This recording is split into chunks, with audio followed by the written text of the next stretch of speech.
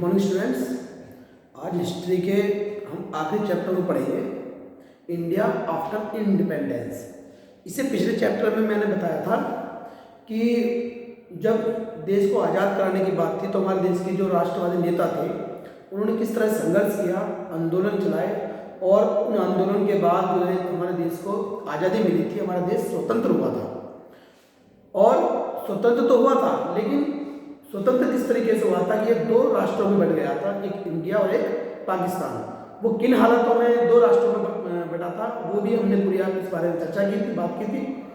अब हम आखिरी चैप्टर में पढ़ेंगे, जब हमारा देश आज़ाद हो गया है तो आज़ाद होने के बाद क्या समस्याएं हमारे देश के जो नेता थे या इस देश को चलाने वाले जो नेता थे, पॉलिटिशियंस थे, उनको किन समस्याओं का सामना करना पड़ा था, वो इस चैप्टर के माध्यम से पढ़ेंगे। सबसे पहले पॉइंट में चलते हैं, a new and divided nation. New से मतलब यानी न्यू बॉर्न बेबी की तरह हमारा देश जब आज़ाद हुआ तो यहाँ से अंग्रेज जो थे वो पूरी तरह से इसे छोड़कर चले गए थे। अब हमारे सामने हमारा राष्ट्र जो पूरी तरह से न्यू था, एकदम नया, एकदम बिल्कुल न्यू बॉर्न बेबी की तरह, एक नवजात बच्चे की तरह, और उसमें सब कुछ जो था हमारा अपना होना था।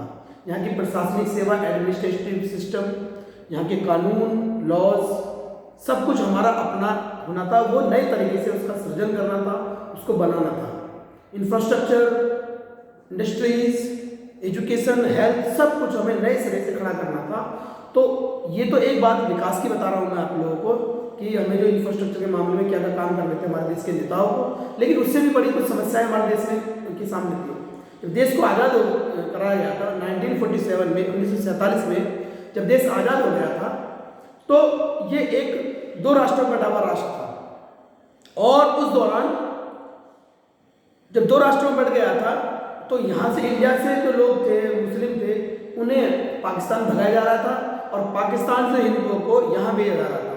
कुल मिलाकर के लगभग 80 लाख लोग जो थे शरणार्थी पाकिस्तान से यहाँ भारत में आए थे, उनके बारे में रोजगार की व्यवस्था करानी थी, उनके रहने की व्यवस्था करानी थी। ये एक समस्या थी। दूसरी समस्या एक और थी, जब देश आज़ाद हुआ था अभी भी हमारे कुछ 500 से ज़्यादा रियासतें जो थी वो नवाबों या राजाओं के अंडर में थी। उन सबको भी एक करना था, एक साथ मिला करके चलना था। तो ये सारी समस्याएं जो थी हमारे देश के राष्ट्रवादी नेताओं के सामने थी कि उन्हें किस तरीके से राष्ट्र को बनाना है।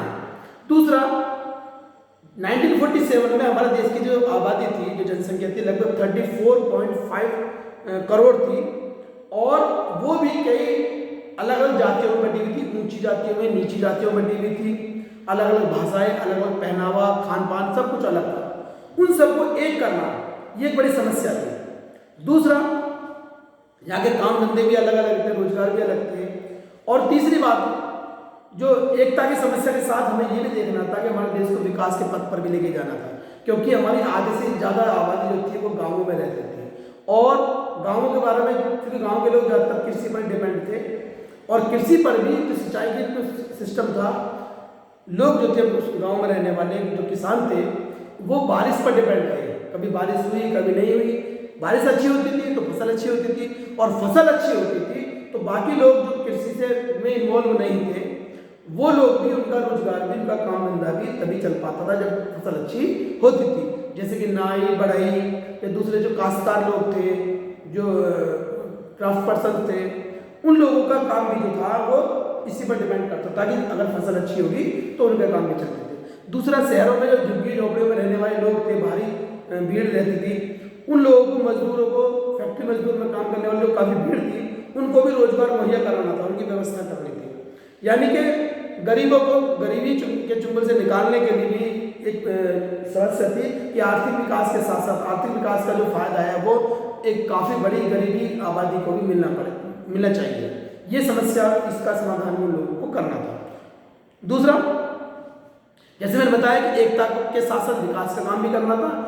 दूसरा, ये जो मैंने बताया कि देश जो अलग अलग जातियों में बटा हुआ था, अलग अलग धर्मों में, वर्गों में बटा हुआ था, उन सबको भी एक लेकर चलना था, वरना देश में जो है दंगे बढ़ जाते हैं। क्योंकि पहले भी बहुत दंगे हुए थे जब हिंदू मुस्लिम राइट हुई थी पाकिस्तान और हिंदुस्तान के बीच में, जब पाकिस्तान को अलग किया है तभी काफ़ी दंगे हुए थे। तो ये भी ध्यान रखना था, ऊंची जातियों में और हिंदू मुस्लिम जो धर्म थे, ये धर्मों में भी आपस में विवाद चल रहे थे, कहीं कुछ आपस में इनमें दंगा न भड़क जाए, तो इस चीज़ को भी एक करके चलना था और देश को तरक्की के मार्ग में भी ले जाना था। तीसरा नेक्स्ट पॉइंट आता है कॉन्स्टिट्यूशन इज रिटन, संविधान संविधान की रचना की गई थी 1946 से लेकर के 1949 तक। लगभग 300 लोगों की कमेटी थी जिन्होंने संविधान सब को बनाने में विशेष भूमिका निभाई थी। यानी ये लोग सभी थे जिनसे विचार विमर्श किया गया था, और 3 साल तक विचार विमर्श करने के बाद, हालांकि इनकी मीटिंग जो होती थी दिल्ली में होती थी, लेकिन पूरे देश में, देश के कोने कोने से 300 लोगों को शामिल किया गया था जो इस संविधान को बनाने में शामिल थे। ठीक है, और 26 जनवरी 1950 को आखिर जो है हमारे देश का संविधान को लागू कर दिया गया था। ठीक है, इसमें सबसे अच्छी बात जो थी संविधान को ये थी कि यहाँ इसमें यूनिवर्सल एडल्ट फ्रेंचाइज यानी कि सार्वभौमिक वयस्क मताधिकार, यानी सभी लोगों को वोट डालने का अधिकार दिया गया था इस संविधान के बनाने में। यानी संविधान जब बना था उसमें एक मुख्य विशेषता क्या थी कि सभी लोगों को वोट डालने का अधिकार था जिसकी उम्र 21 साल से अधिक हो। तो ये व्यवस्था की गई थी। इसमें सभी वर्गों से मतलब है, गरीब अमीर, स्त्री पुरुष, सभी लोगों को। तो ये अच्छी बात क्या है, क्योंकि दूसरे देशों में, ब्रिटेन और अमेरिका जैसे देशों में अभी ये व्यवस्था नहीं थी कि सभी लोगों को वोट डालने का अधिकार मिले। अमेरिका और इंग्लैंड में क्या होता था, पहले जो संपन्न लोग होते थे, पैसे वाले धनी लोग जो होते थे, सबसे पहले उनको वोट डालने का अधिकार था।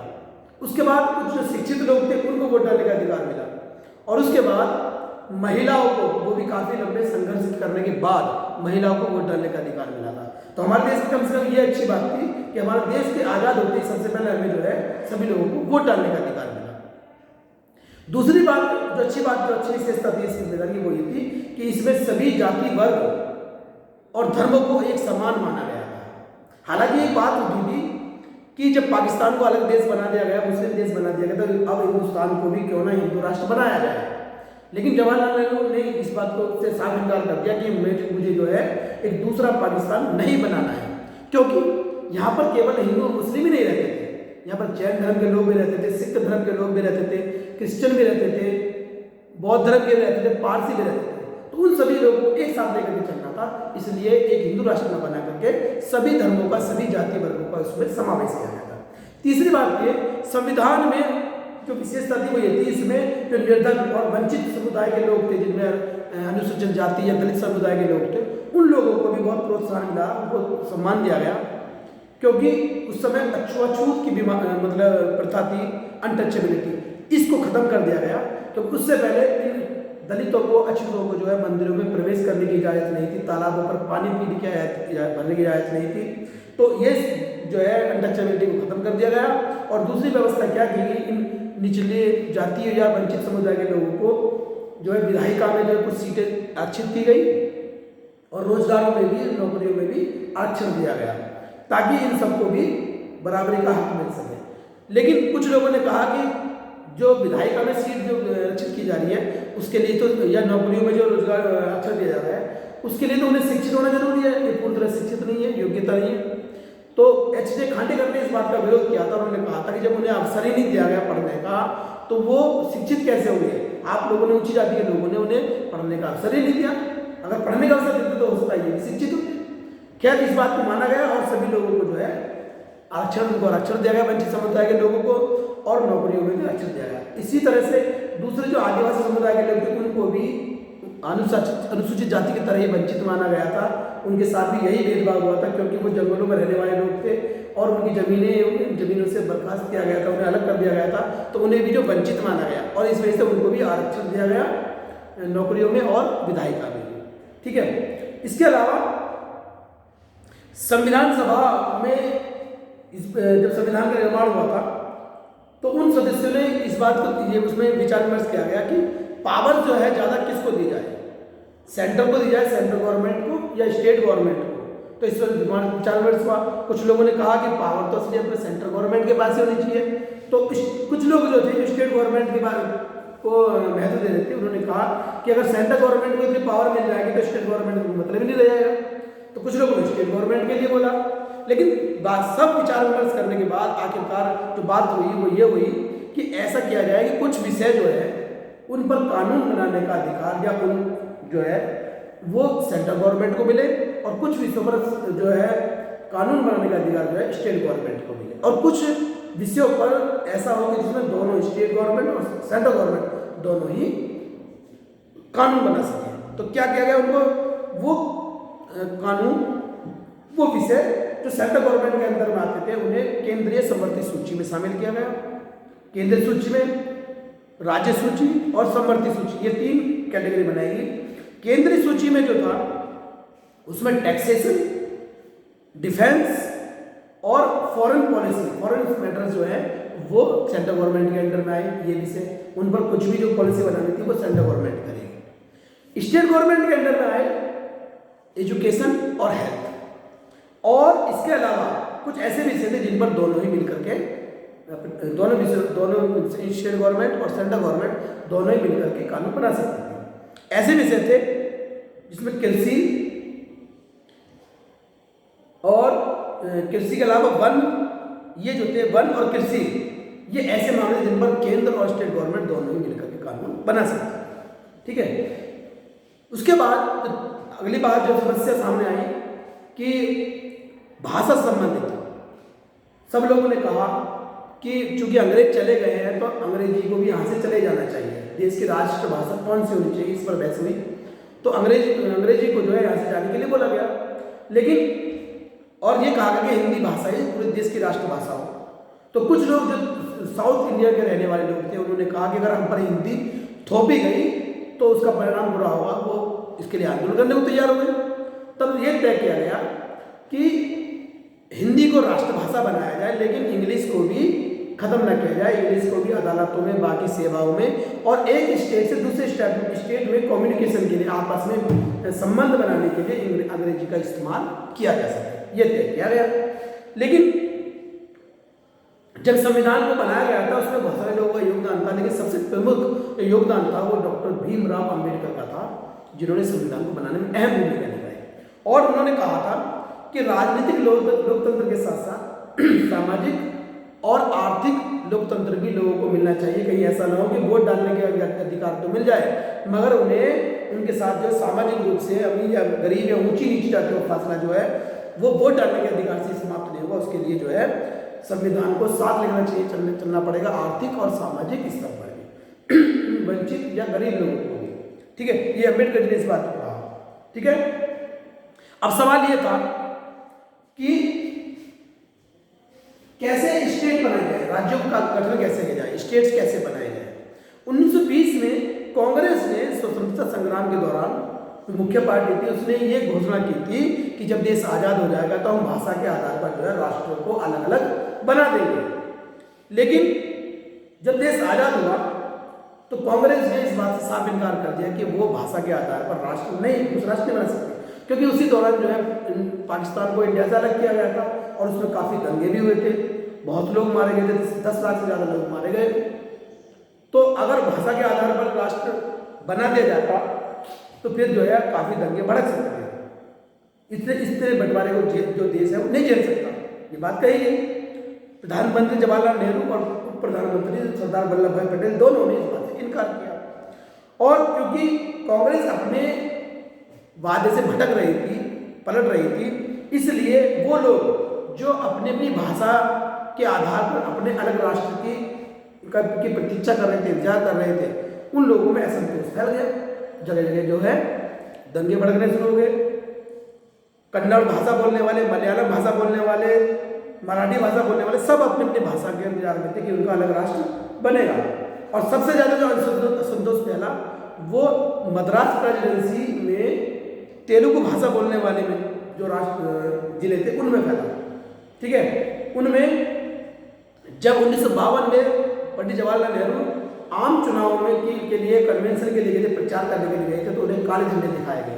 और वहीं पर एक बड़े बुजुर्ग व्यक्ति थे जिनका नाम था पोट्टी श्री रामलू, उन्होंने इसका भयंकर विरोध किया, इतना विरोध कि वो धरने पर बैठ गए और उनके साथ साथ बाकी लोग भी उनसे जो है वो जुड़ते चले गए, उनके साथ धरने में शामिल होने लगे। 58 दिन के अनशन के बाद 15 दिसंबर 1952 को अचानक उनकी पोट्टी श्री रामलू की जो है मृत्यु हो गई। और उसके बाद तो लोगों में जो है संतुष्ट फैल गया कि चारों तरफ दंगे भड़कने शुरू हो गए।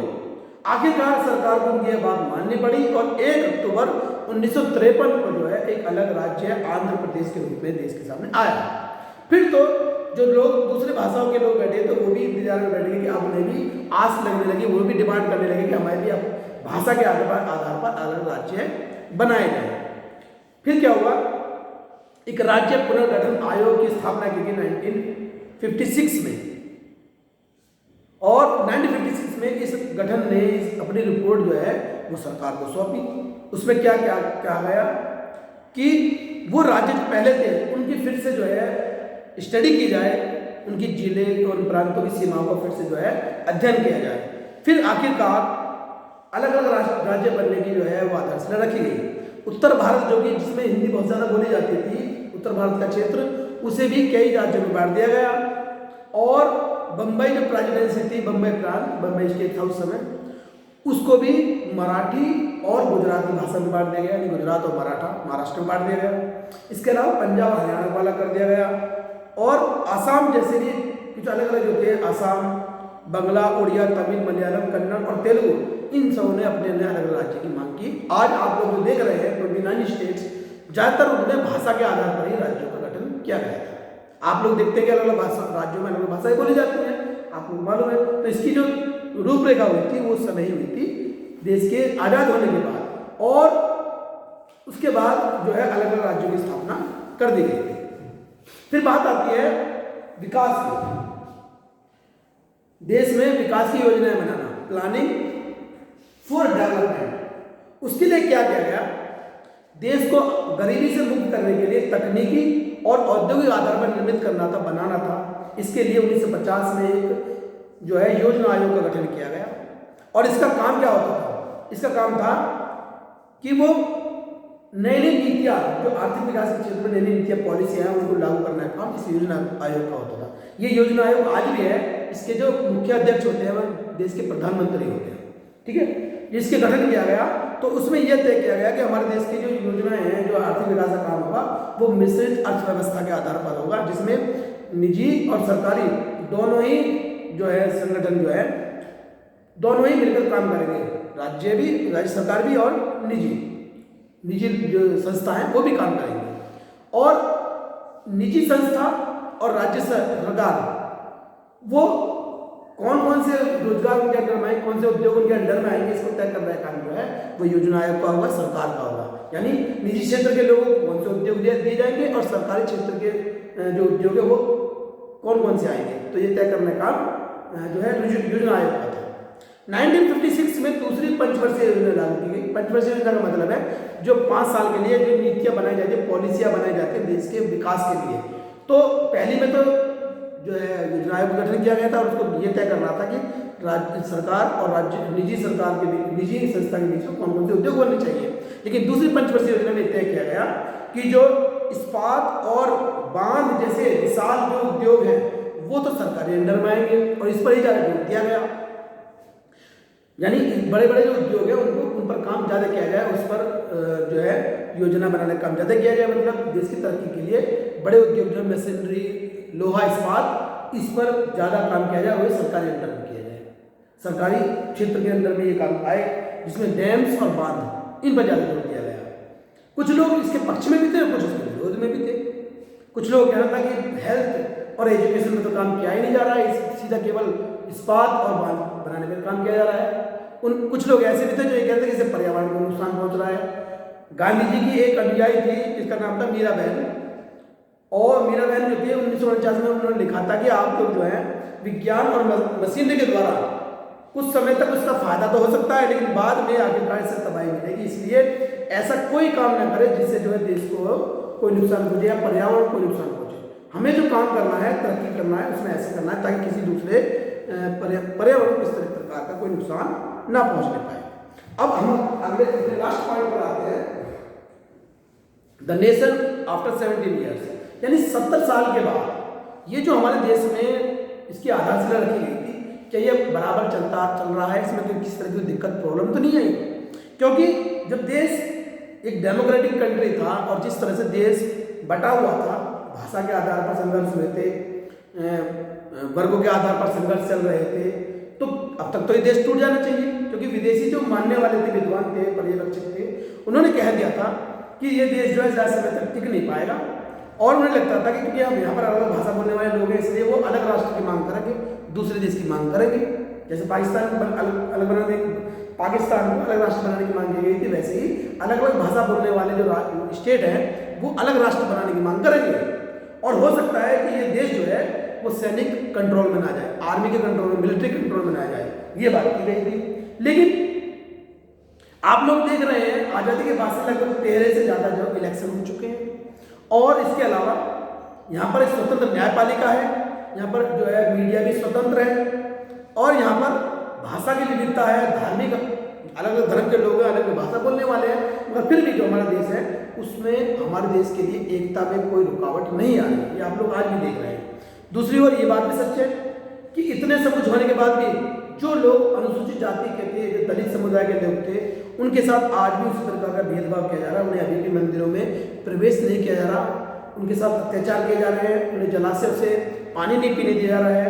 और दूसरा, धर्मनिरपेक्ष देश की अगर हम कल्पना करें तो धर्म के आधार पर भी हमारे देश में आप में कई दंगे हो चुके हैं, लड़ाई झगड़े हुए हैं, लेकिन फिर भी हमारा देश और अमीर गरीब का फासला भी बढ़ा है। अमीर ज़्यादा अमीर होते हैं, गरीब ज़्यादा गरीब हो गए।